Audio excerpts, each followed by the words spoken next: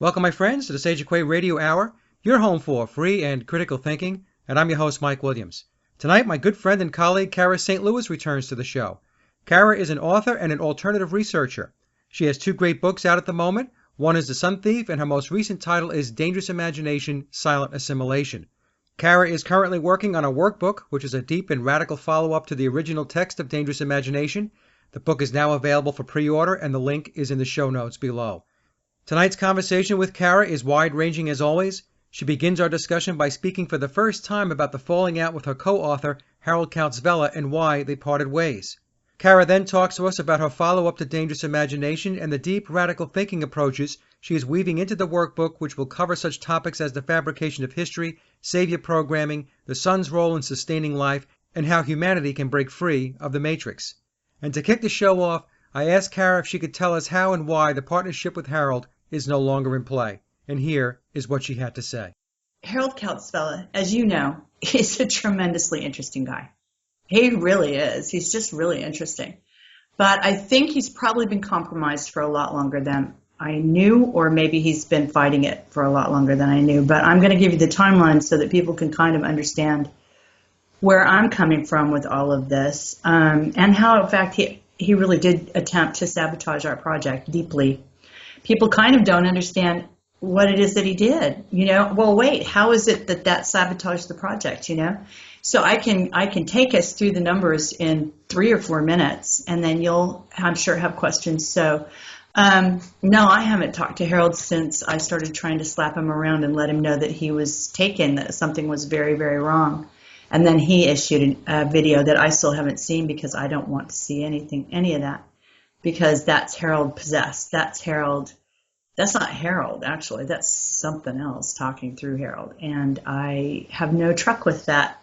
Whatever that thing is not something that I want to have a relationship with. So I don't consent to having a relationship to whatever it is that's living in Harald Kautz-Vella right now. So I met Harald in 2012, early 2012 probably, the fall of 2012.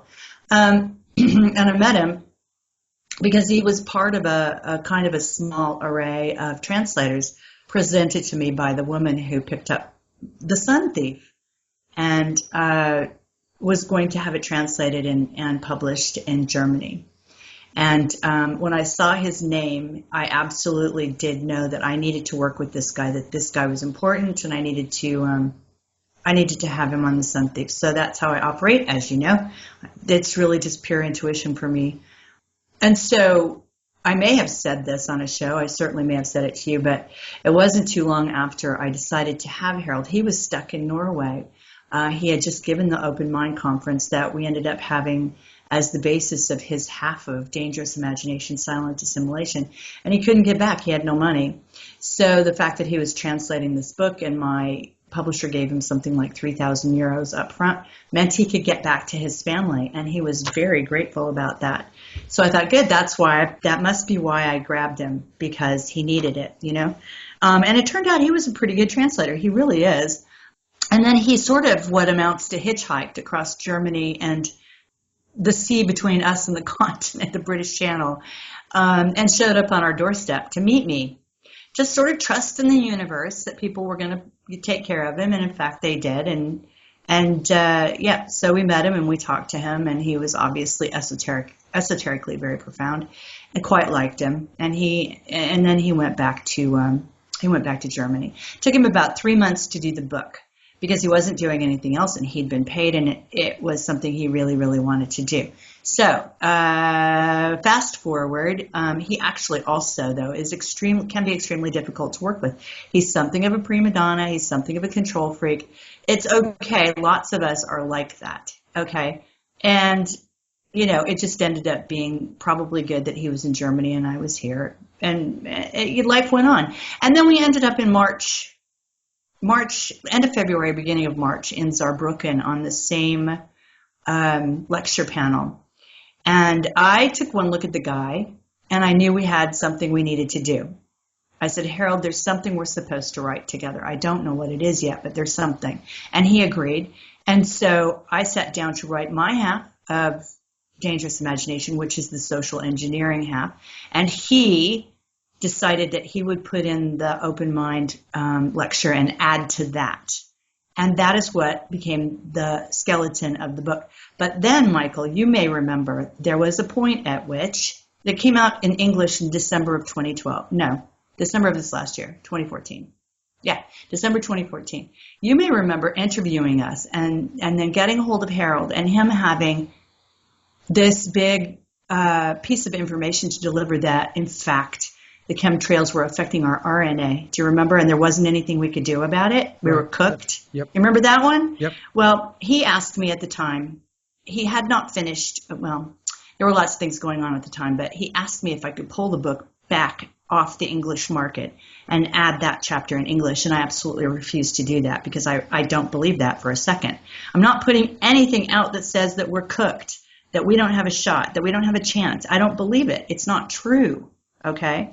So when he started to talk like that, I started to wonder how, because he's always been extremely positive and extremely sure about human beings' power. So there was that. And then he was still trying to, there were two things that were going on. We had just conducted a very important interview in Leipzig, he and I, with a very important alternative talk show host called Michael Vogt. He gets like 30 million hits a month. He's huge, okay? And he's wonderful. And we'd gone on a show in October in English, and Harold was supposed to translate that into German so we could get it out into the German population quickly, which it's still never been translated into German to this day. The interview? Okay. No, the interview's still never been translated into German. And it was huge. I flew from London and all of those sorts of things. Anyway, couple things that happened during that trip that were very, very important. And everybody can put this together however they want to. You can too, because I trust you to do things like that. First of all, he asked me if I would. You have to understand that Harold and I are good friends. We have lots and lots of deep conversations, very personal conversations, very trusting conversations. That was never a question for me. But during this trip, two things happened. First of all, he wanted me to get him in touch with David Icke, which I absolutely refuse to do anymore. I'd washed my hands of Icke after the TPV debacle because he did that on purpose, in my opinion, which means he has no integrity. Now, granted, remember, I just said, in my opinion, all right, in my opinion. So I wasn't going to try to get him in touch with David Icke. But the thing that he told me to tell Icke was, he said, you tell David Icke I'm Draco. Okay. So, oh, boy. Okay. Yeah, oh, boy. He really wanted to get in touch with Icke, and he was telling me he was Draco, and I don't think that he necessarily keeps that to himself. He just doesn't broadcast it. If you listen to his interviews, you'll hear him talk about the apes periodically, the apes, okay, with a slightly derogatory tone. Just so I can keep the timeline kind of square in my head, Cara. This discussion we're having now where he wanted to meet David Icke, how long ago was that? October 2014. October 2014. Okay. We were still in Leipzig. We were probably walking to the train station to get back to Berlin. It was that kind of, that's why I know exactly when it happened. It was during that period of time. Okay. All right. So a little over a year ago. Okay. Yeah. So we're going through Berlin, and he wanted me to come out to the farm where he lives with his girlfriend, Maureen, whom I still haven't met. And I just didn't want to. I just didn't want to, Mike. I never have 5 minutes to myself. So I said, you know what? I'm just going to go check into the hotel, hang out by myself, and then get on the plane in the morning. Okay, so this is exactly what I did. The next morning I got up, I got on the plane, I went back to London, and then I realized that I had a blister on both elbows, a blister on both knees, and a big old fingerprint on my sternum, like someone had poked me with their index finger really hard. And I had no idea where they came from. None of this. No idea where that stuff came from. All right, so at that point I checked in with this guy that he's a little bit out there, but he's also for real in most ways. I checked with Jay Essex about that, and he said that I had been checked out. He said, did you feel a presence in the room? And I said, no, but I felt like I had to go to sleep. I was going to go to sleep, and that was that. And he said, well, they were just checking on you. It was friendlies, and actually someone put a hand right inside your chest to check your heart. Now, who told you this? Jay Essex. Jay Essex is somebody I know who's walking the line all the time between he's a very powerful psychic. Some of the stuff he says is a little bit out there, but mostly he's absolutely spot on with the stuff that he says. I've had lots and lots of traffic with him, and he's absolutely authentic. So okay, so anyway. you went, so before you went to sleep, there was nothing wrong. You didn't have any blisters or anything with your body, and then you woke up. Yeah, I got a blister on each freaking elbow, which I didn't know till I got in the bathtub, and I went, "Wow, that hurts. What's that?" And a blister on my both knees. And this big old fingerprint bruise right on my sternum, Mike. That's the thing that really, if it had just been blisters on my elbows and my knees, I would have thought, God, I ate something I'm allergic to, or, But no, the fingerprint. Anyway, so those two things happened when I was in Berlin with Harald. And then I think we talked to you after that because the book wasn't quite out yet. Now, Harald was supposed to translate the book. It took him freaking ever. He just couldn't seem to make himself get around to doing it. And in the end, we had to hire somebody to finish it, even though he'd been paid. And when he came up with that chapter that you and I just discussed, that's when he said, oh, now I see why the book hasn't allowed itself to be translated, because it needs to have that chapter. Well, my question is, where the hell did that chapter come from? It's so give up, humanity. We've gotcha. Do you know what I mean? Where did it come from? Anyway, so this is the chapter that he wanted you to add. You said no because I said, no, it's just too doom and gloom. It's too doom and gloom. It may be out in the German version. I don't know. My German publisher is really outrageous at not letting me know what's going on or any of that. She's just anyway. Regardless, God bless the Germans because they've been awfully good to me. I have to say that. My publisher, notwithstanding. Okay, so anyway, here we are. We're going through the spring. It was June of 2015. June of 2015. I've done a couple of interviews for Miles Johnston, during which I've talked about Harald a little bit because Harald is quite the guy, and said, Miles, we've got to get you access to Harald, et cetera, et cetera. And then I was scheduled to do a microconference in June for Miles Johnston with Simon Parks. And Simon Parks bailed at the last minute. So we brought Harald in for just an overnight. And Harald, as you know, was tremendously popular from the word go with the English-speaking audiences. However, I don't know that Harald was actually ever particularly comfortable in English. English is a tough arena. English is a powerful language. And Harald is has a real Eastern European kind of shell, if you will. Do you know what I mean? And I don't know. It's the same reason I don't try to traffic in German and explain these extremely sensitive and sometimes technical processes in Germany is, why he can get himself into trouble in England or in English. And so I think he had a couple of incidents. But he also became this rock star he quite quickly became this rock star of. I saw that. The number of interviews right? really ramped up. I mean, he did the interview with you, and Harald did the interview with me. Yeah. And then soon after that, I would say maybe a couple of months after that, more of these interviews started booking. Yeah.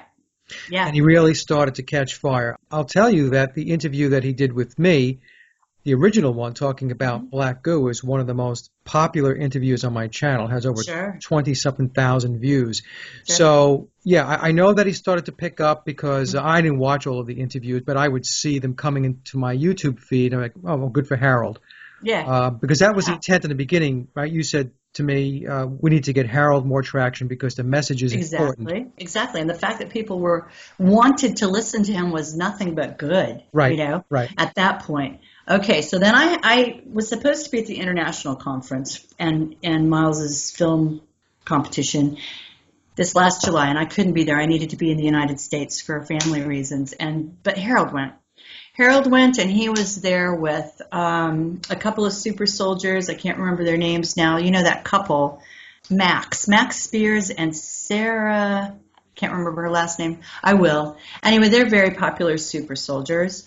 And some other great people were there. And Harald was there. And that's when things started to go south really, really badly, Mike. I mean, first of all, he sent me an email at that point saying that when Max and Sarah had come into the room, Harold had seen 4 giant spiders come into the room at the same time. Well, okay, we do talk about spiders, don't we? And we talk about the kinds of things that live in computers. What is it? That scuttlers. That's what Miles talks about. But Miles, as Miles says, if you can see them, then they're running you. Do you know what I mean? You have a relationship with these kinds of things. So just having him say that to me was extremely alarming. Also, he and I both wanted to talk to Sarah badly. We're both sort of drawn to Sarah, and he wanted to talk to Sarah because he said that he thought that they were related in some way and that she was channeling AI. Okay, fine. I didn't get to go, so I let him do what Harold does. And he didn't think that I should interview them because I want to try to do some work. I'd like to try to do some work with you, and I'd like to try to do some work with Miles Johnson and those sorts of things. And I was thinking of interviewing wouldn't it be kind of cool if Harold and I sat down at a table with those two? Do you know what I mean? Yeah. That could be a really killer interview. But he told me not to do it because he said they're basically weapons. Well, okay, they're super soldiers. Yes, they'll probably tell you that themselves, you know. And then we started getting this stuff about Harold talking about being, possessed by alien beings, and the fact that, and he said that Jesus had been born again, and that Jesus was 2 years old. And I mean, he just really kind of started to unravel in a big way over the summer, and had, for some reason, the locus was this international conference in England, and everybody who interviewed him was a piece of garbage, and he went to town destroying them, and he just sort of went off, man. And when I started to get wind of this, because obviously he wasn't telling me any of this stuff at all. I was hearing about this peripherally, and people were sending me interviews going, "Are you aware of this?" And I'd say, "No, I'm not aware of this." He also told me in the parking lot of the barge one night after the micro conference, I said, "You know what, Harold, I need to come." That was in June. "You know what, I need to come and finally meet your girlfriend, Maureen." And he said, "Okay, but when you come, if you meet Maureen, be sure you don't have any issues because she's ruthless." Now, what the hell does that mean? Well, I mean, do you see what I was like? Wow, what's happening here? What's happening? So it's not like a real warm fuzzy. No, it's not. And she's a shaman. She's a very powerful shaman, according to Harold. But what else is she? Is she running him? Is she his handler? You know what I'm saying? Yeah. I don't know. I've never seen her. He was trying to bring her forward for a while there. He was trying to bring her forward on Facebook, which I actually thought was kind of funny because, and I sent him a message. I said, "Harold, what are you doing, man? Are the girls chasing you? Does Maureen want you to put her out there?" And he said, yeah, that's it. The girls are chasing me. So Maureen is now going to be my partner, more obviously my partner. Well, that made sense. I mean, gosh, I'm a girl. I understand that. But I don't know if that's actually what was happening. And then when I heard this interview he did with Higher Side Chats, yep, I immediately started blasting him with questions, saying, "Dude, you are taken. You're taken. You're taken. You're taken. Stop it. You're all over the place now." There were some clairvoyants whom I also trust very deeply over here that are connected to the Basis Project, who tried to have a look at what was going on with Harold and said that essentially he's as close to dead as he can be and still be walking around, but there's something in there. So that's where I'm at, Mike. And how did he sabotage the project? Very in a nutshell. Well, that project had 2 prongs. It was a no excuses book. It was his side, which was the science, quote unquote science, and it was my side, which was the social engineering. And it was the how and the why together, so that there couldn't really be any bailout on what was going on. So what he did was try to get me to stop publication of the book with his half in it, which he couldn't do because he would be breaking all kinds of publishing laws. So he couldn't get me to do that. And what he did was release his half of the book as a free PDF on the internet. So what that means is people don't necessarily read the 2 parts of the book together the way they were put out, do they? And how does that sabotage it? Well, it means that the whys don't get heard, doesn't it? You want to read Harold's part because he's very popular and it's all esoteric and there's demons and things like that. But it eliminates some possibility of mine being heard. Now, it didn't really work out that way. Sales stayed pretty good, but But the agreement was that the book would be a joint venture, right? you better believe it. Right. So to go off, and I'm giving my opinion here, to go off and then extract your piece of the book out and say, well, you know what, I'm just going to go do my own thing after you agreed that it was going to be a joint venture isn't right. Right. No, of course it's not. And it's absolute. If people don't get that that's sabotage now, do you know what I mean? I mean, that's absolute sabotage. But I wanted to ask you, though, Cara, so that some of the audience can catch up a little bit. Yeah. Let me just give a little background. When I had Harald on the show, I think it was the first time that he was really speaking in the U.S., I think. And so he talked about the black goo, and he talked about EMF, and he talked about DNA, RNA, and all that stuff. And it was very popular stuff. It was very, like you said, very esoteric, but it was extremely intriguing. Yeah. Now, what happened since then? Like, where did, in your opinion, did he go off the rails? Where did he get basically, how do I say this, a little too esoteric? Yeah. Okay? And where yeah. you said, you know what, hey, Harald, what's going on here? Because if you keep going down that path, we are going to have a credibility issue. Right. Because you're going to become not believable. Exactly. Right? So what were some of the examples where you picked up on that? First, it was the RNA lecture that he gave us. Yeah, there's no hope at all. And then it was the Miles Johnston's International get-together where he lambasted everybody who came within 5 feet of him. And honestly, maybe he's right. I don't know. But the way he went about it was so reactionary. Do you know? If you'd had a private word with me about this or that and said, what do you think? And, that sort of thing. But he didn't. He just started making independent videos, blasting Miles, blasting the clairvoyants that he worked with when he was there. And basically just, as a matter of fact, Miles Johnston brought me that. Miles had sent me a text asking me if we wanted to do Ireland and Scotland next year. He was putting together some kind of tour. And I said, sure, absolutely. And then the next day he texted me back and he goes, you know what? There are videos that your friend is putting out in German just crapping all over everything that ever happened to him in England, which, by the way, you can't find now. What a shock, Mike. They disappeared as soon as we sort of started calling him on them. And the other thing is he sent me one of the things that, okay, here's another thing. Here's how I always know there's a demon on board related to Harold.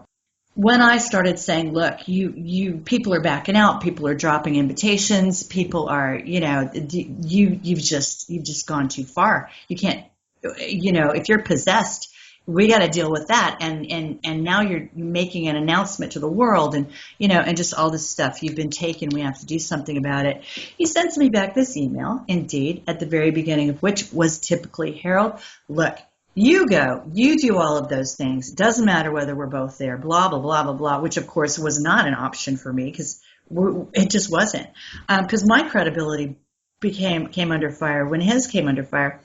And then at the bottom of this freaking email, I went, there's the demon. It said, oh, but I do have to say it's rather embarrassing how much attention you seem to need. And do you hear that? Do you hear that in my voice when I say that? I can feel it on the back of my neck when I say it. And I thought, that's a demon talking. He was talking about you? About me. He never would have said, Yeah. Oh, it's a bit embarrassing how much attention you seem to need, Cara. And I was like, whoa, where the hell did that come from? We're out there lecturing and we've got this book. What are you talking about, man? And now, every once in a while, it's really funny, I'll put something up. It just happened recently, about a week ago. I'll put something up. I don't hear from Harold, but I'll put something up, and in the comment section, someone will say, wow, you really need a lot of attention, don't you? And I think, ooh, there's that demon again. But he told Miles Johnston they were on a lecture tour. Well, they were at the same lecture in Poland recently in November, and he told Miles that he had just had 5 demons exorcised. So A, what? And B, if he had, I'd know about it, because if whatever's in him that's steering the ship right now is gone, he'd have called me. He'd have emailed me immediately and said, oh, you're right. I was taken. I was messed up. Jesus Christ, I'm so sorry. Just whatever. But I haven't heard from him, and he has no intention of contacting me. I remember listening to the Higher Side chat. Well, let me just rephrase that. I remember trying to listen to it. Yeah. And I got about halfway through it, and I couldn't listen to it anymore because, and Harold, if you're listening to this, I'm just giving you my opinion, because if it was me, there were probably many others that felt the same way. Right. It was like he was off the rails. Yeah. And it had gotten so bizarre and so strange, and I'm trying to remember the specifics, but it's not coming to me right now. It was months ago. Yeah. And I remember thinking, well, I'm not going to listen to any more of this because this is so over the top and it's so weird. Yeah. That I have better things and other things to focus on that are more tangible that we can address to try to get the ship turned around. And I do remember also, I think you mentioned it earlier in our discussion here, that he did like a home video and he had your name in the title of the... Yeah, that one. And I haven't listened to it. I don't want to. Yeah. And so it's really too bad, to be honest with you, because... It is. And I was worried at the very beginning of it. I thought, I don't know what the hell's going to happen to this book, this very, very important book, I was really gratified that we stayed at about 80% of the month before. Yeah. And that's because the book, prior to him having this meltdown or this whatever the hell it is, the book's great. It in and of itself is a very important book, but he lost you're right, he went off the rails. There was an interview in Germany at some point where he was part of, the Q&A afterward that they will sometimes have when they line up everybody. And they asked Harold, what's it like to lecture all the time? And he does. He loves to lecture. He loves being on stage. What's it like to lecture all the time like this? And he said, it's like having sex, actually. I mean, he just was starting to slide, man. Now that's just not okay, Mike, to say stuff like that. It's like having sex. You know what I mean? That's a cult of celebrity. I mean, yeah, absolutely. Yeah, that's... A person who says those types of things is enamored with the fact that they have some kind of celebrity status. Right. And, they really thrive in feeling important, wanting to believe that what they're saying is so impactful that people are just all ears for them. So, right. I have to say this, and I'm not picking on Harold, because there are a lot of people in the alternative movement and the truth movement who operate this way and think this way. It's bad, because when you get caught up in that way of thinking, you're running in the same mindset, the same pack as the people that you used to call out. Right. Right? Yeah. You've fallen into the exact same trap, and it becomes about ego. Yeah, that's what it's all about, and that allowed something in, didn't it? But the thing is, nothing can come in unless you allow it or ask it to. That's the bottom line. He made a deal with something. He wants something real bad, Mike, and he made a deal, and that's what's going on. And I don't know if we'll ever get him back. I don't think he's comfortable in English anyway, in the English-speaking world anyway.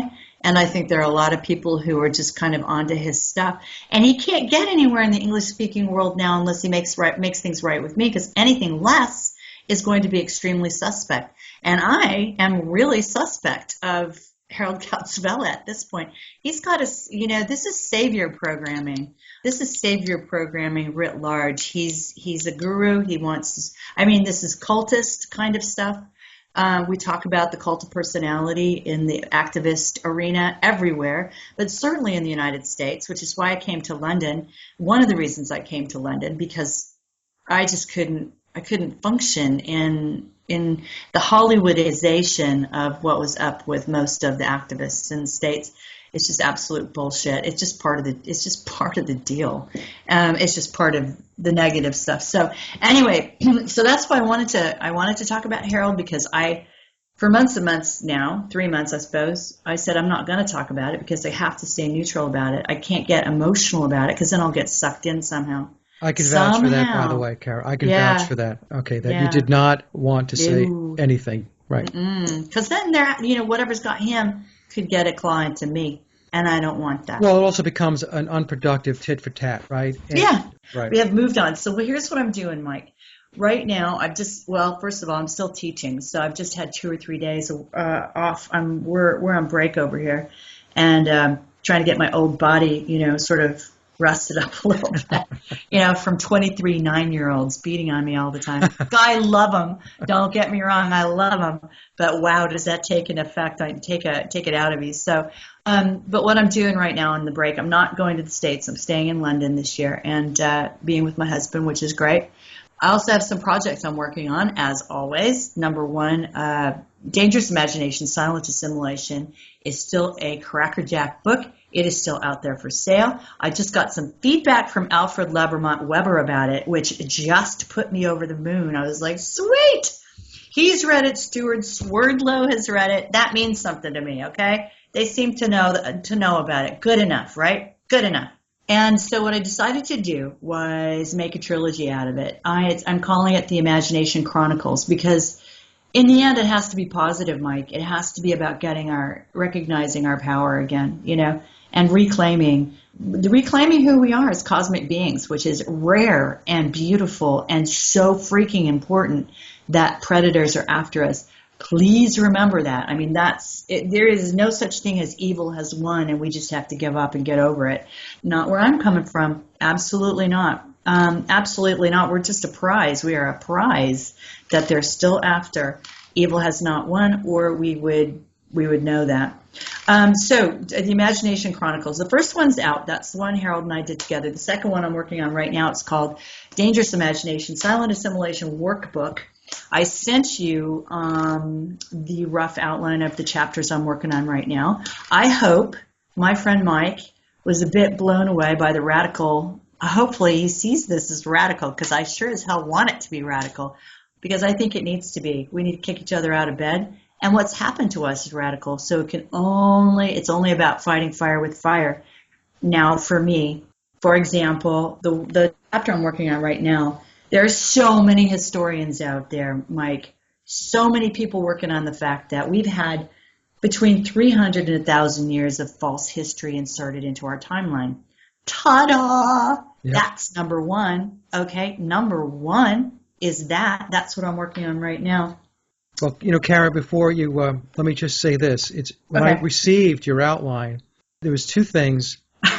Two chapters that actually really caught my attention. And first of all, let me just say this. The radical thinking part of it is absolutely right. We have to radically think. If you're going to think traditionally, conservative, within the same paradigm that we're actually stuck in, nothing's going to happen. We're not going to make any change. So you have to think outside the box, drastically outside the box. Right.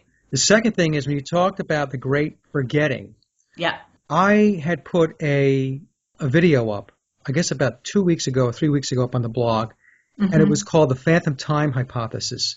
It claims that the period between 614 AD and 911 AD did not exist. At least, And the historian is a German historian. His name is Herbert Illig, I-L-L-I-G.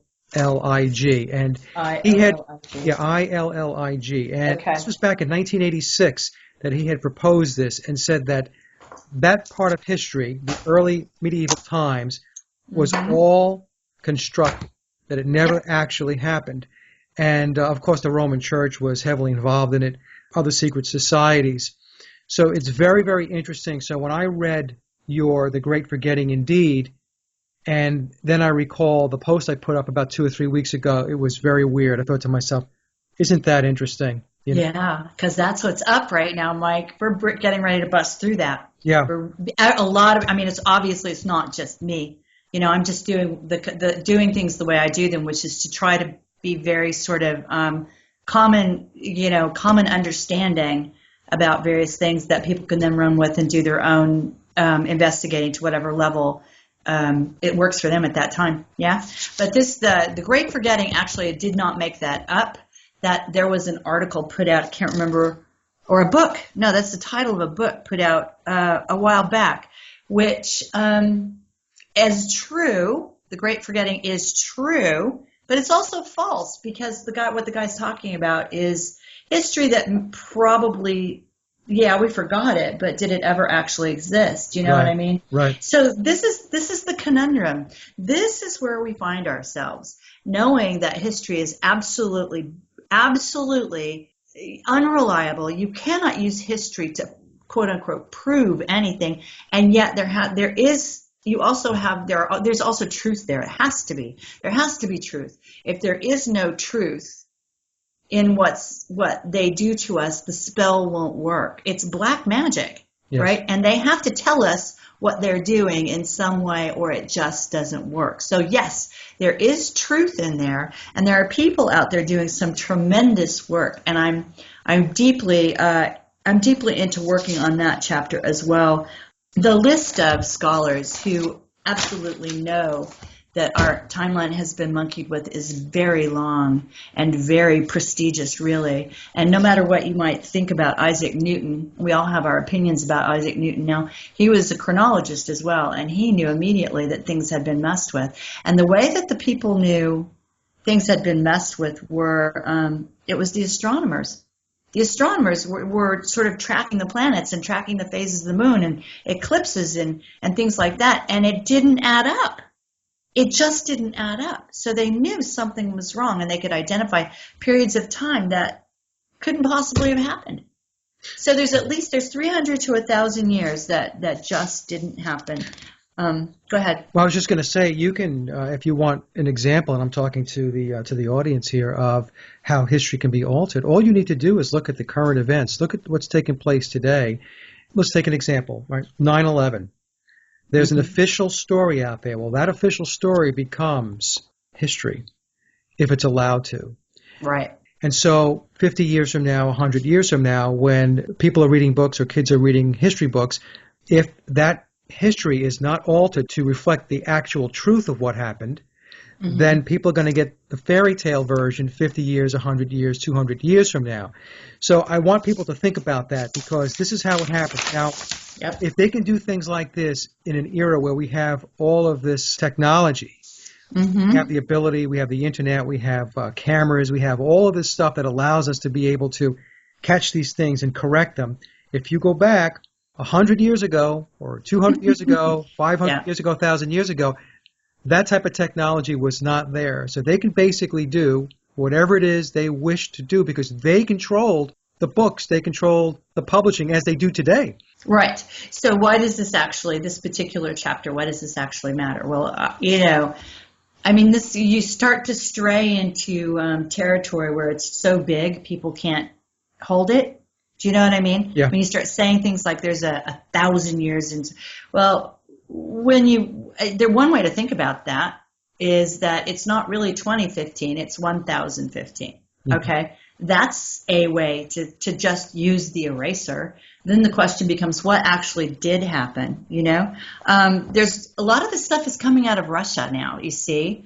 Russia's opening up and things are coming out, and a lot of people in Russia. There's a fellow called Anatoly Fomenko, Fomenko. He was an astronomer, and he's one of the people who most clearly and vocally described this idea that a lot of the history could not have happened.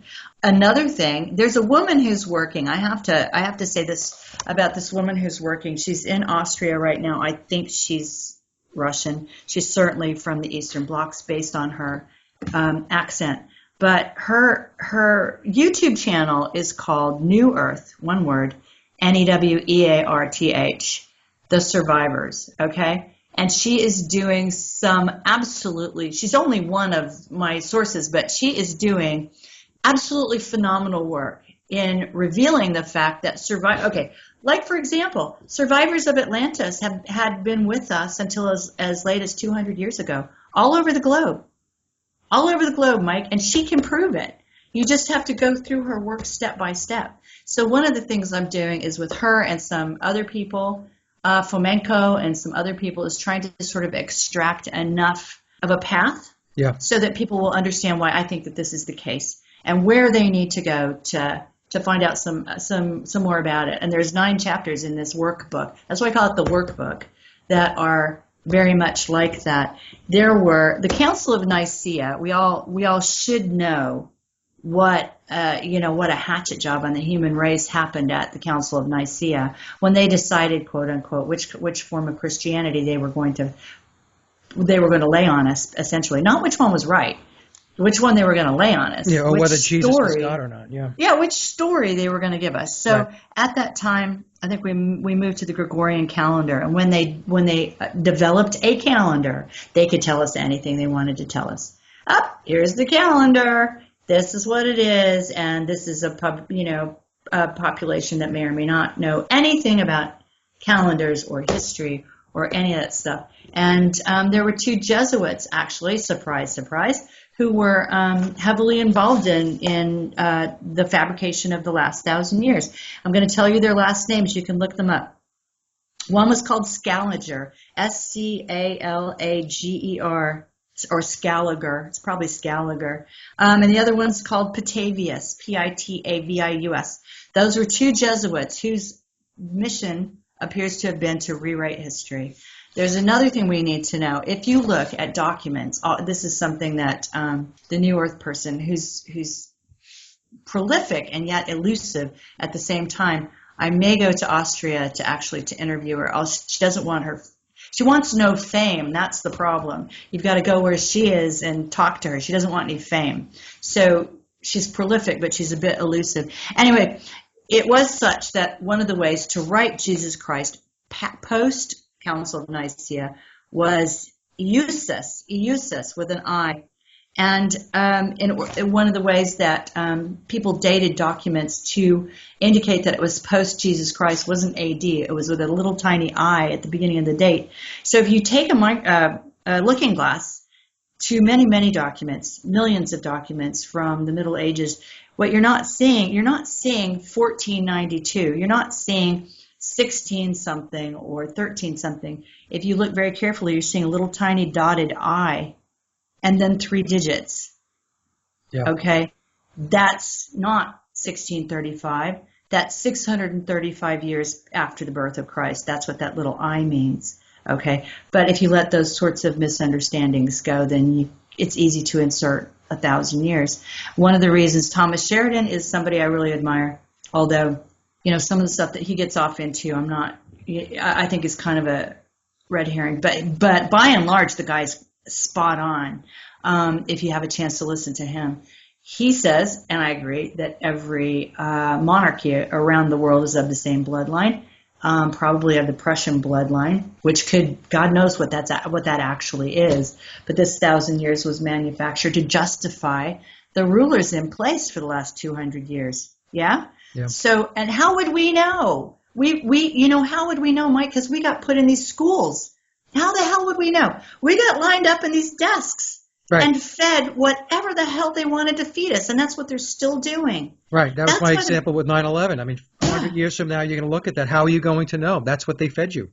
Yeah. And when it was 1805, which was just over 200 years ago, that the Prussian education system sort of came into being, and the push for it to go global was on. And now, I mean, that's what the first half of the book is about anyway. Cara, you're going to package this together. In other words, this particular chapter or set of chapters is going to explain this whole thing with forgotten time or time that never existed. Yep, it is, and I will try to give you exactly I will give you the very best references so that you can go and look at this for yourself and make up your own mind. That's really, I think, what my job is with all of this stuff. And then there's this whole I have to credit my husband quite a bit because there's a lot of work going on in Germany, Mike. A tremendous amount of work going on in Germany that we sure as hell don't know about in the English-speaking world. And if it wasn't for him bringing me this stuff, researching, I wouldn't know about it. And so this is why I often stop and say, thank God for the Germans, because they're working their asses off. But you have to be able to speak German to know what they're doing. And one of the things that's going on is there's a lot of institutional evidence, the research going on that proves that such things as something like 24,000 calories of light, if you want to call it calories. It's not really calories. Biophotonic energy is what it is. Goes through our body daily. We use it somehow.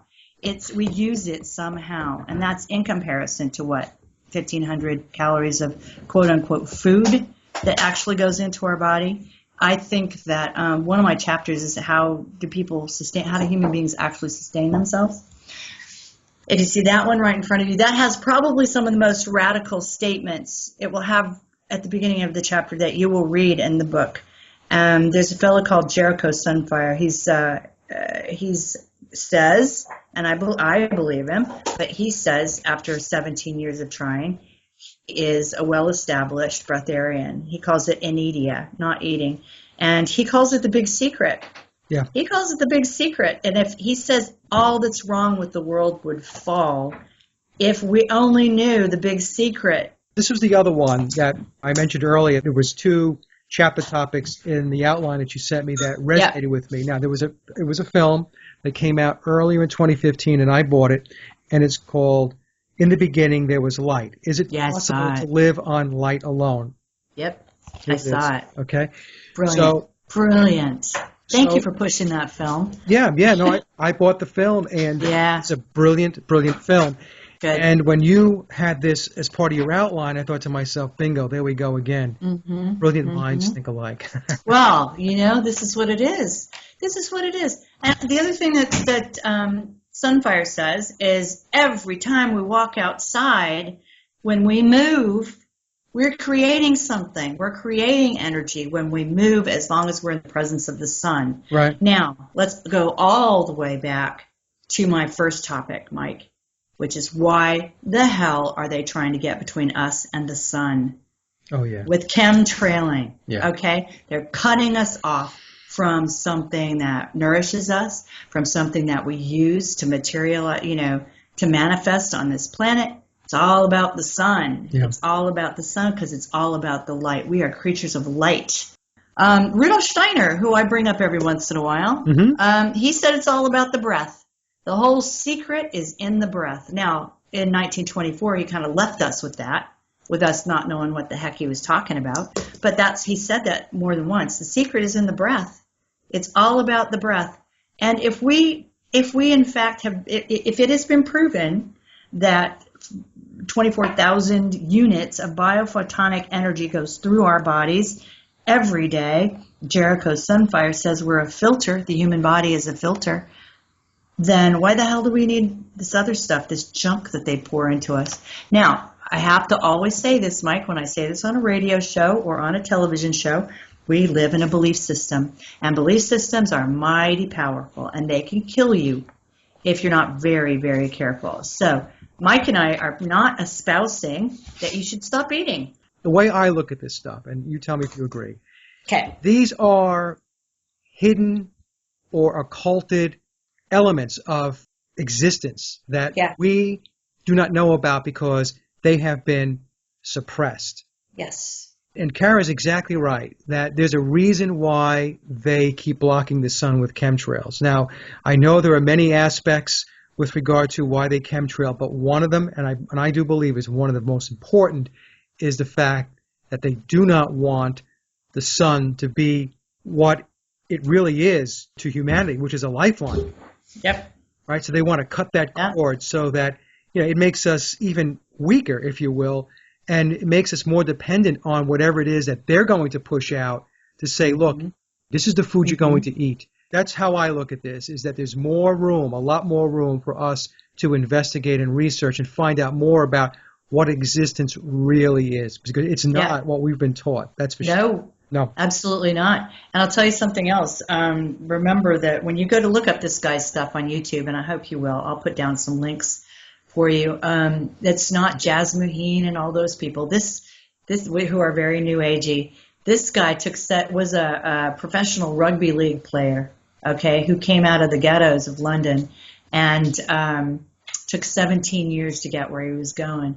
And he said anything that's less than that kind of a period of time isn't what we're doing. It takes a long time to spiritually get to this back back to this point. And also, it's not for everybody this time around. I would love to be able to do it. It's just a kick in the pants. But you know what? I've been told by Jay Essex told me, if you stop eating this time around, you will die. He said, you cannot do it right now. So maybe that's true. Maybe it's not.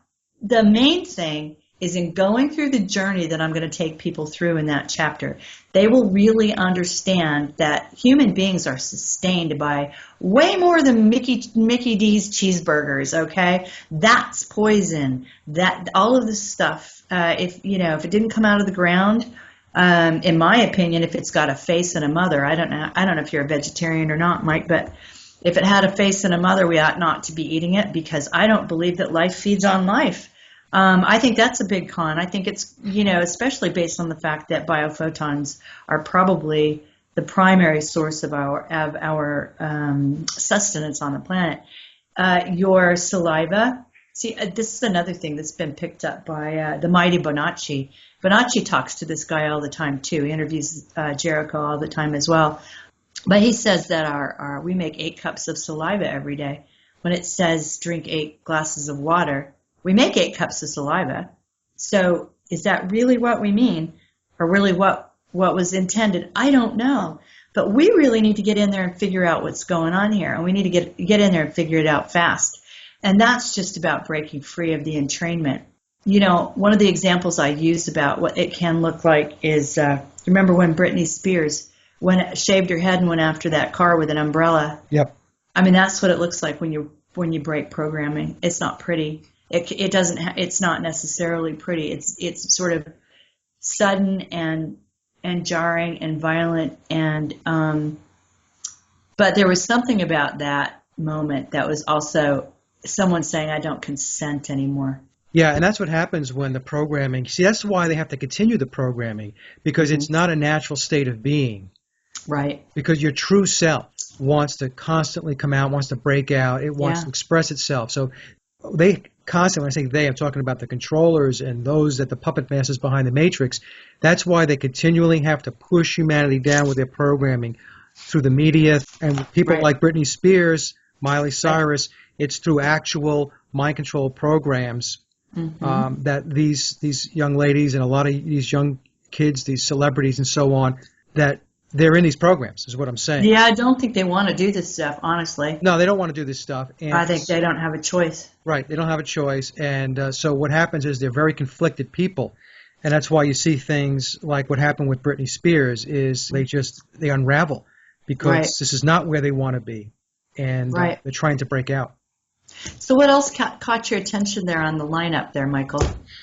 I thought the Savior programming was, there weren't any bullets under it, but I think we should talk about this, Cara, because Savior programming is all around us every day. Oh, yeah. Yes, it is. I mean, and it's just, you can start with the churches and things like that, but starting with the churches and religious upbringings and all of the different so-called spiritual schools worldwide is to risk getting back into just to talk about it, you're in the entrainment. It's one of the reasons I don't talk about money, because when you talk about money, everything else just shuts off, and you can't think about anything else because that's how powerful the black magic is. So I don't talk about the religious stuff too much. What I talk about with Savior programming are the people who somehow manage to come along and try to attain guru status. I say this about Harald. I say that this is Savior programming that's taken over to a great extent. There are other people. Kesh is another one. Whatever he's putting out, that's great. He also calls himself a savior. And so, I think you have to be very, very careful with people like that.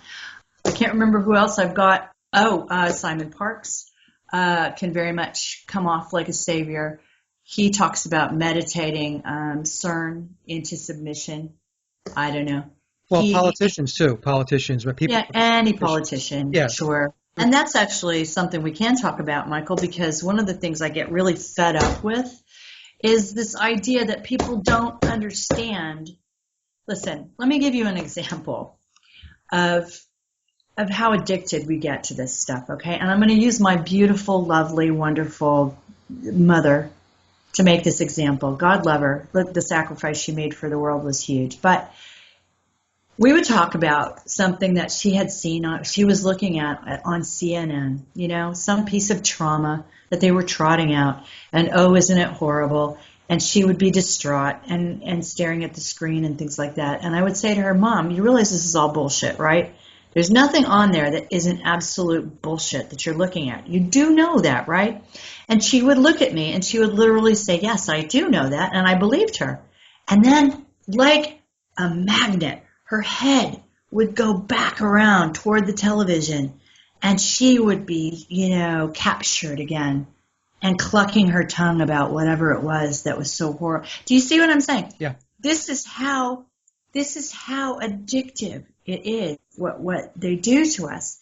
Politics is another one. Politics is 100% social engineering, collecting data to figure out how to move the herd.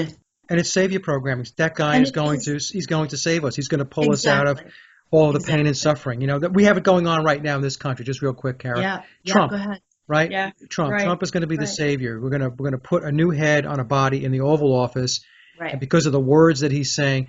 And the savior mentality says, in my view, that you personally feel like you don't have to do anything. You could just sit there like a big load, and somebody else is going to take care of all this stuff for you. Right. You don't have to do a damn thing. Right. And this is the problem that we have, that humanity has, is the fact that too many people think that way, that they can just sit down on their duffs and somebody else is going to take care of it all for them. Right. They don't have the gumption to get up or the motivation to go about and make things happen. Right. And as long as people continue to think that way, by the way, folks, and again, this is my perspective, I'm not speaking on behalf of Cara, then we're going to continue to have a lot of challenges. Yes, to say the least. That's a kind way of putting it. Yeah. But I can't tell you how many times I listen to somebody go off about something political or some election or blah, blah, blah, and I actually say the words, all political contests are a false array of choices, trotting out nothing but dialectics, and meant to be nothing but social engineering, data collecting to move the herd. I can't even tell you how often I say that, and yet we are so hooked into these goddamn meaningless contests, right? Yep. We can't stop ourselves. We're just addicts. We can't stop ourselves. Right now the whole thing is Bernie in the States, right? Yeah. Bernie Sanders. Is that his last name, Sanders? Yeah, Bernie Sanders. To me, he's no different than Ron Paul. He's just the other edge of the spectrum, and they're trying to figure out how many people are hooked into his stuff, into his political, Yeah, I think he's different than Ron Paul. I'll just give you my perspective. Well, okay, but you know what I mean? In terms of gathering of social data, it's just gathering social data at the other pole. Yeah, I mean, all of these candidates represent a segmentation of the population. So how many people are in Bernie's camp? How many people are in Trump's camp? How many people are in Hillary's camp? So this is how they're able to dissect and analyze the data. Right. How do we manipulate next? What's the next set of programming that's got to go out so that we can steer the herd in a certain direction? Right. There's no doubt. There's no question about it. And I've mentioned this on other shows, Cara. This is why we have polls. What they're doing is they're trying to figure out how much more manipulation they have to do in order to get you into a certain direction. When I say they, I'm talking about the controllers again. Right. That's what polls are all about. Polls are just figuring out where you're at with your thinking. Because if you're not where they need you to be, well, they just have to tweak the model a little bit and get you to where they need you to be, which is, wherever. Right. Yeah, and every time you take one of those little quizzes on Facebook. Yeah. That's what you're doing, is you're giving them data. Exactly. It doesn't mean anything. It means nothing other than they're collecting data, and they're collecting data on a global scale now. That's so they can manipulate us and move us. So there's that. And that is part of the savior programming.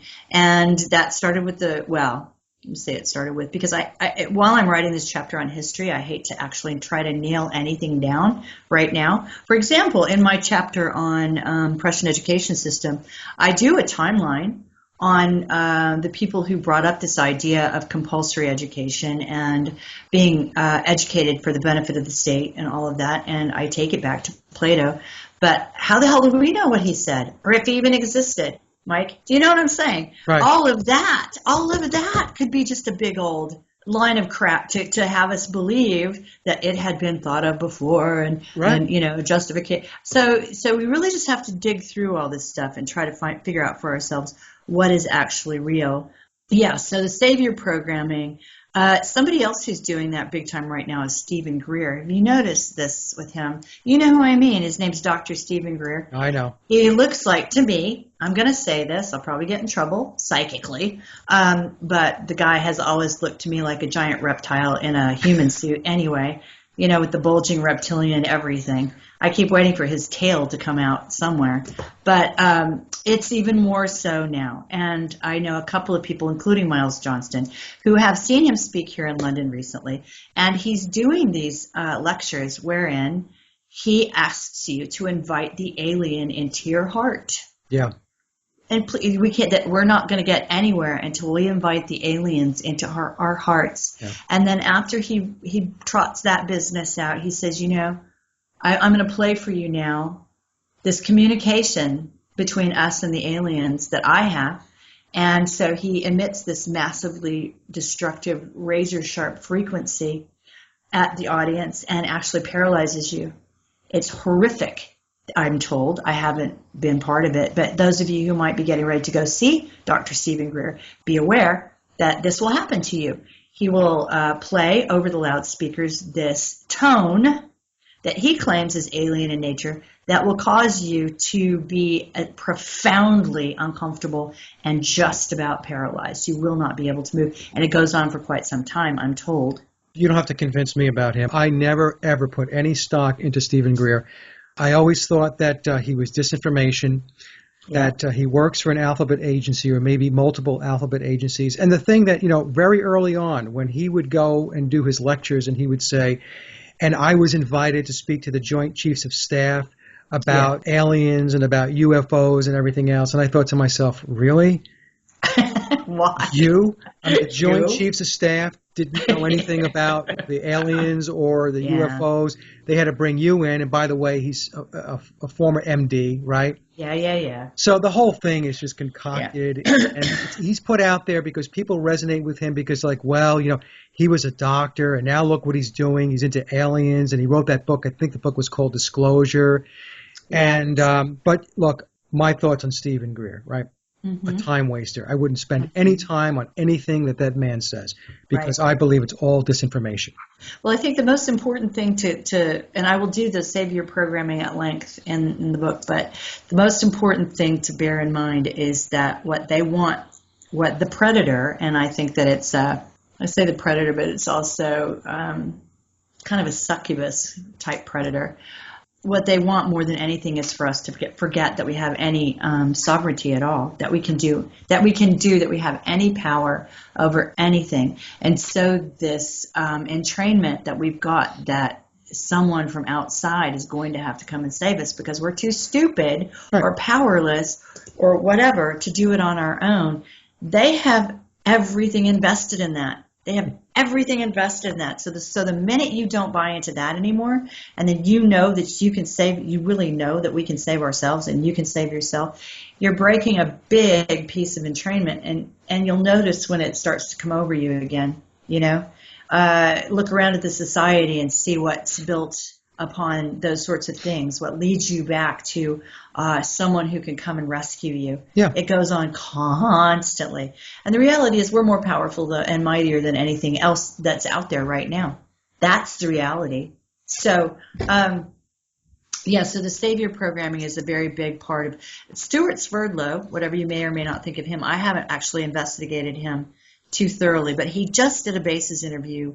And in the process of that interview, he talked about the reptilian, the Draco Savior agenda. And the Draco Savior agenda includes a return of the baby Jesus Christ. Now, what did I just say about my ex-writing partner? He told me he was Draco, right? There is a Draco Savior agenda. And it rolls out with the new birth of Jesus Christ, which Harald says has happened, and the child is 2 years old. Okay, Savior programming there. All right, I don't know. So the question is, when I work on books like this, the main point is to find a path through. Yeah, and if history is not our friend, if we have no history that we can count on, what do we have? One of the things we have is mythology, Michael. We have the myths. We carried the myths orally down through the years, yeah? Right. And there's a reason that that kind of thing is oral histories and things. They've tried to do away with those completely because that's something they can't control, and that has come down through the years. The Bach Saga is another thing you should look up. That's an oral history. One family is in charge of repeating that story, and it takes something like 10 years to repeat. The last person who attempted to do that was finally killed with an attempt on his life twice with a ritual knife murder. And the fact that it was a ritual should tell you something. But that will also be in, those sorts of things will also be in the book. And then the third installment, I hope, is really just about the magic of who we are. Because I don't like to write hand wringers, Mike. You know that. I don't like to write things that end with, "Oh God, what are we gonna do?" You know. No, I don't like that. I do not consent to doing that. So the third book will hopefully be just about recapturing our magic. You know, I have to tell you something. You know, I'm a Waldorf teacher, right? Yep. You know that. Yep. And I'm teaching right now in London, which I'm very lucky to be doing because I'm just very lucky to be doing it. It's all oral tradition. There are no textbooks. The teacher brings everything orally. And I want to tell you this because it goes to education. Right about the end of the Chinese Revolution, you had this huge country filled with stunned, clueless people who had absolutely no idea what was going to happen next, yeah? Ripe for the freaking Prussian education system to walk in, which it did, through our beloved so-called education pioneer, Thomas Dewey, who is nothing more than a Fabian socialist. He went immediately after the Chinese Revolution to spread, and it worked well. It worked very well. They fell into line instantly, and now people call it the big hive mind. The big hive mind, right? But let me tell you something. I had a Chinese intern in my classroom last week. Guess what the #1 fastest growing form of education in China is today? What would it be? It's Waldorf. Okay, good. They're looking for their souls, man. They're looking for their souls again. Okay? Waldorf is huge in China, spreading like wildfire. And I hope this woman comes back to my classroom because dealing with her was unbelievably interesting because their issues and how Waldorf education addresses those, which is all about the imagination. It's all about storytelling. It's all about protecting the connection between the left and right hemisphere, yeah? The three problems that they have is that Waldorf kids tend to be very, very unself-conscious and very much on purpose, and which is how human beings are supposed to be, this false adolescence crap, you know, that got laid on us thanks to Margaret Mead. It's not true. We're supposed to be unself-conscious, joyous, take a big bite out of life beings, and that happens in most Waldorf classrooms. So she wanted to know how to make that happen in a culture where people are very inward, people are very shy, people are very hesitant to express themselves in any way. So that was very interesting to me. The other couple of things were that Chinese parents tend to drill their children in academics, which you can't do and be a Waldorf kid. You know, there's a time and a place for everything, and that's not it. Being drilled in this crap when you're 5 is not it, I promise. Okay, there was that, and then there was this this long history of only having one child, and trying to have it be a male child. Every kid in your classroom is a little emperor, and you're trying to form this community. So, isn't it terrifically interesting that they're trying to address these social ramifications, these social ills, these dead ends with, my beloved pedagogy? So go Rudolf Steiner, smartest man that ever walked the face of the earth, you know. And another thing is, a lot of things that are happening in the schools, especially in Britain, is because Great Britain in 2004, the Steiner schools, they call them Steiner schools here, decided to get in bed with the government so they could get extra funding for their kindergartens. They now have to meet government criteria, which to me makes me break out in a rash. You know, I lecture against that constantly, right? But, you want money from the government, this is what happens. You're being, Anyway, a lot of what's happening is that the government wants us to put our planning on a computer. And they have yet to figure out how to get a Waldorf plan, whether it's a weekly, monthly, block, or daily plan, onto a computer. It doesn't go. There's no format that will capture what it is. Okay, that's what I was going to ask. Why not? Because I guess the way they No, have it traditionally structured, the Waldorf approach does not fit into their structure. doesn't go. It Right. doesn't go. Rudolf Okay. Steiner, you freaking genius. Yeah. Okay. Okay. So this is my plug for Waldorf. I mean, these alternative education systems are also battlegrounds. They're constantly after us. Constantly after us. Okay. And just getting into the bed with the government in Great Britain is one of the ways that sometimes we capitulate. That has not happened in the United States. We want to stay as far away from the U.S. government as we can. But what has happened in the U.S. is we have this education system that makes wonderfully open young individuals that should not be subjected to media, and parents aren't keeping that edict. You know what I mean? Yeah. So that's a problem. That's a problem. There's video you can get, the Waldorf School of Silicon Valley. Those guys, they don't let their kids watch TV, play video games, or Steve Jobs. Steve Jobs. hang out with any media at all till they're about 12, which is what we say globally anyway, because they know it screws them up. Yep. They just, but America's got to hear that message. What exactly are you losing, Mike? If you turn off the news till your kid's 12, what are they missing? Not missing anything. And that's see, the problem that we have, Cara, is it's not the children, it's the adults, it's the parents, it's the guardians who are so entrained and so stuck on the hamster wheel, and so their head is like cemented in. Yep. That's what has to get broken. It's the adults that have to be reached to say, hey, look, would you please wake up? Because otherwise what's going to happen is you're going to have a perpetual motion machine of generation after generation after generation is going to raise their kids the same way, basically in a big box of lies. Yeah, right. Right. So it's got to stop. The other thing I would recommend, without getting into the conversation, because I know that you're kind of limited today as to your time, but the other thing I would tell you to do without getting into a big conversation about it is to stop joining the freaking military. Yeah. Stop joining up. They can't run a war if nobody comes. All right? Stop. There can be no huge blood sacrifices if there's nobody there to shoot people. And the people who are coming back from these so-called wars, they're ravaged. They're ravaged souls.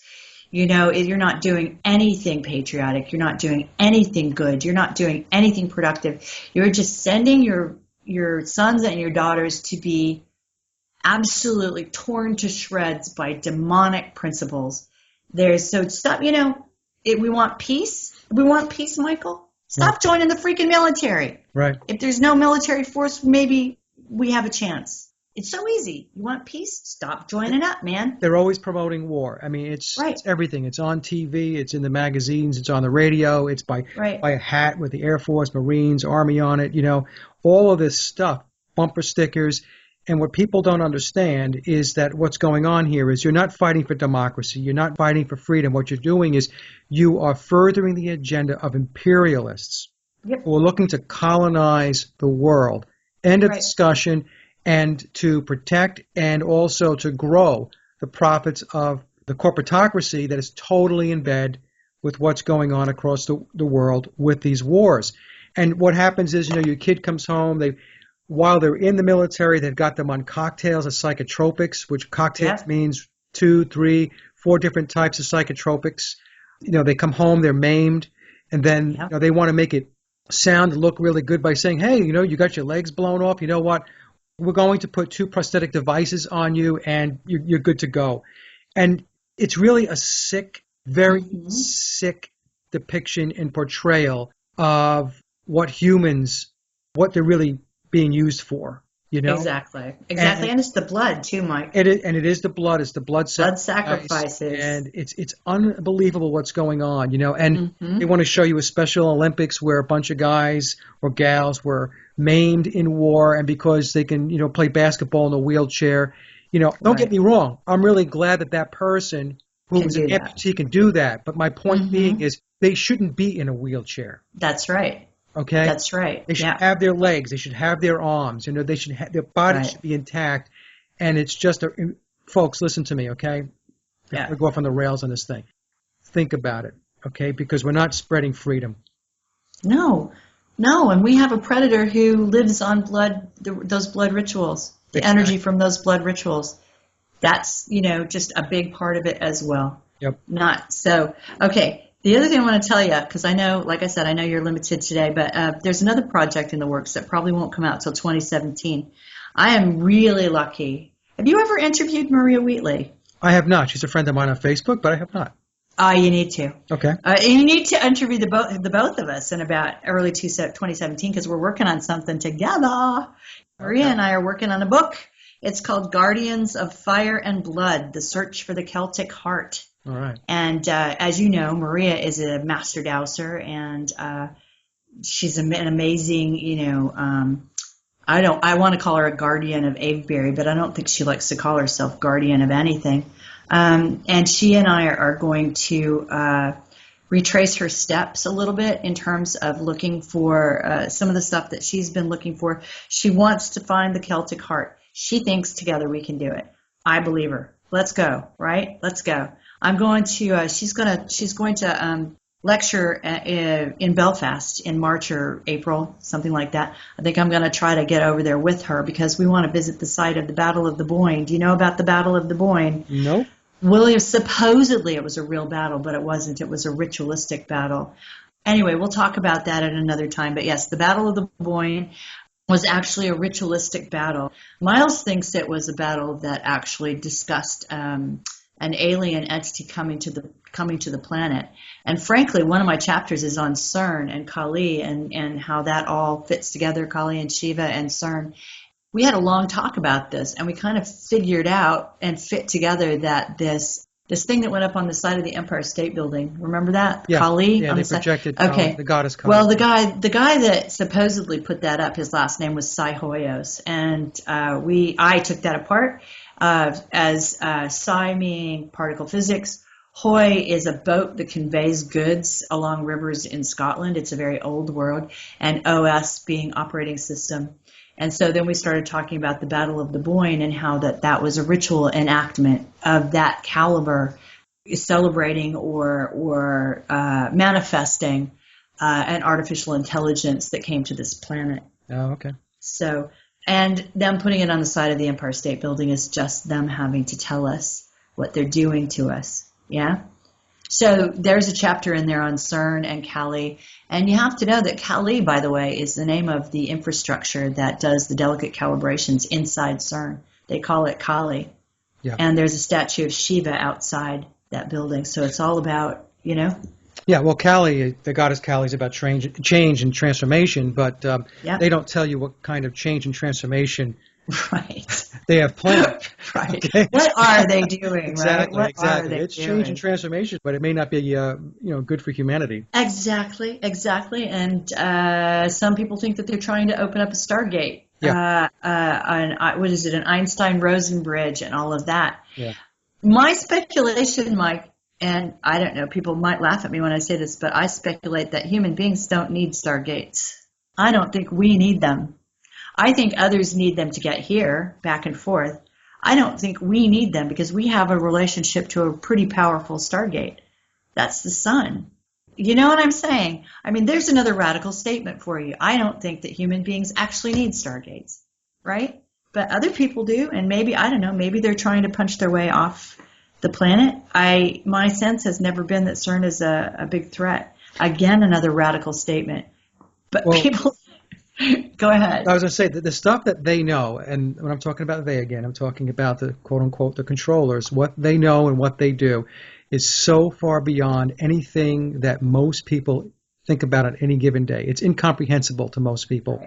Right. So even though like you and I are having this conversation and some folks might think it's kind of weird and out there, like we're talking about maybe you don't need food. Maybe you can get your nutrition from the sun. People would think, oh, that's crazy, right? Right. Okay. All right. But if they knew what these people are working on and what they're trying to do, getting nutrition from the sun would seem like, you know what? That sounds like a good idea.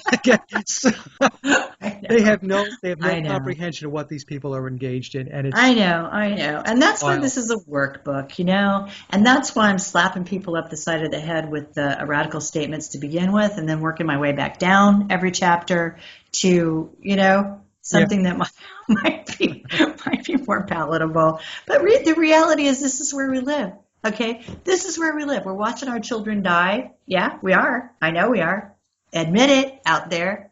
You can't deny it anymore. They're killing our kids every day, and we're all miserable. What the hell do you have to lose by investigating this stuff and really finding out who you are? You find out who you are. You don't need a guru. You don't need a savior. None of that. You don't need any of that. I don't care if the Pope gets up on a giant popsicle stick and declares there's one world religion. It's still savior programming. Walk away. Like, it's just another minion of the trollers that just loom behind the scenes. It's people have got to wake up. They have to wake up. And you know what? Somebody suggested to me the other day, this is just a little beside the point, but it untied a big knot for me. I never could figure out how the hell I ended up in Europe. Know what I mean? Yeah. How the hell did I end up over here? Just like I got the book out that was my mom's. You know what I mean? And then, boom, it felt like somebody just spun me around and aimed me at Europe and gave me a giant drop kick, and here I was. And then things started to go right in terms of my getting the word out, and things started to happen, and people started to give a shit and help me get it out into English. Somebody said to me the other day, Jerry McLaughlin, we were at the Celtic exhibit at the Museum of something or other, can't remember, British Museum, I think. She says, because you're in London. It's because you're in London. The pipes stay clean here for the elite, for the bad guys. Everything goes out from here unblocked because it has to. Okay. So if you're operating here in London in this middle of the spider's web, of course your stuff's going out, because there's nothing but pipeline out to the rest of the world from here. Right. So does that not? That explained it to me in a heartbeat. Yeah, I thought, that makes okay. sense. That's okay. I'm using the enemy's frequencies to get my work out. So that explains the whole thing, and that explains why I feel as if I just can't go back to the States. I'll get buried again. You know what I mean? This is a tough place over here, Karen. I know you know because it is tough. It's like swimming through concrete that's drying. It's just when you talk to people and you try to interact with them and you try to get the message out, get them to notice things. Yeah. Boy, oh boy. Yeah, and then the question is, where do you start? Which thread do you pull? And that's really up to them. You give them as many threads as you can. They're going to pull the one that's the prettiest to them, the most intriguing to them, and then they're going to take their own journey. And that's mythology. That is the hero's journey, and that's what Joseph Campbell said. There's only one story, and that's the hero's journey, and each one of us is that person. And that concludes another Sage of Quay interview, and I hope you enjoyed the discussion as much as I did. Links to my guests' websites and social media are included in the show notes below. And as always, I'd like to thank everyone for listening and visiting the blog. You can get to the blog by typing in sageofquayradio.blogspot.com or simply head over to our hub website at sageofquay.com. Also, if you get a moment, please visit laboroflovemusic.com to listen to my album, Leaving Dystopia. And remember, live in truth and always serve creation. It's really that simple. See everyone next week. Be safe, enjoy, and God bless.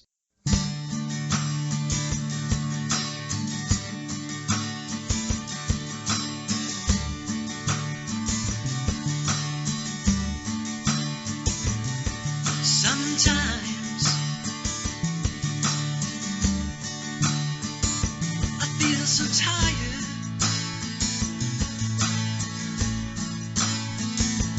but today I feel so wired.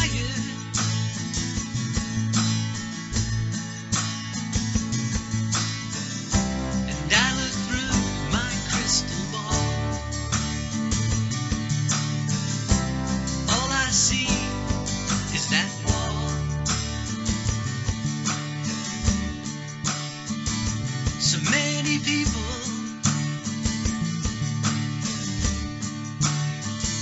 are standing still,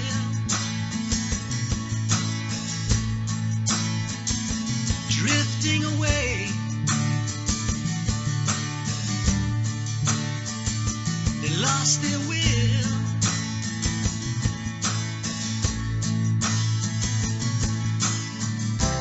I just want to shake them and give them ears. Wake up, stop living in fear. You are human. You are a beautiful soul. You are one with creation. Come on, get up, let's go.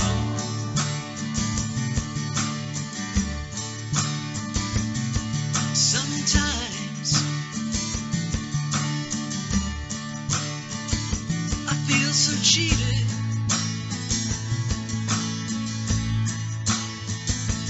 But today I won't be defeated.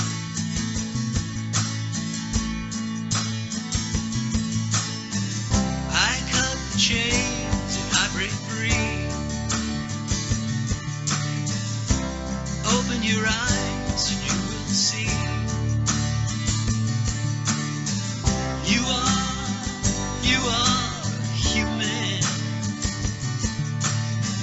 You are a beautiful soul. You are one with creation. Come on, get up, let's go.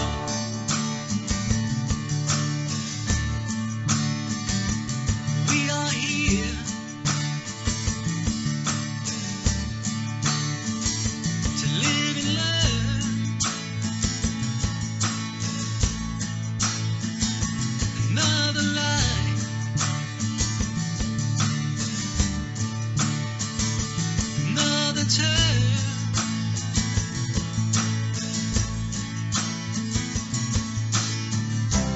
Don't be afraid to shine. Don't be afraid to open your mind. You are human. You are a beautiful soul. You are one with creation. Come on, get up, let's go.